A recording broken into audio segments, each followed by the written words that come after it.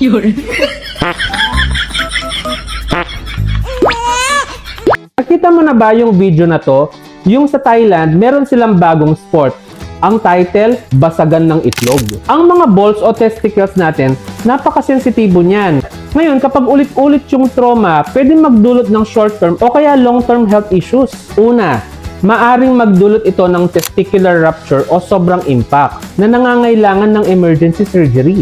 Pangalawa, chronic trauma ay pwedeng magresulta ng fertility issues dahil nasisira na yung sperm production mo. Pangatlo, madalas na pag-trauma ay pwedeng magdulot ng hormonal imbalance na apektado ang libido mo at saka ang mood. Ang point dito, ang sports na ito ay maaring masaya sa iba. Pero wag naman natin kalimutan yung panganib nito sa kalusugan.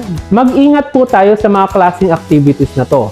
At huwag kalimutang pahalagahan ang kalusugan ng iyong katawan. Tandaan mo, ang balls ay hindi punching bag.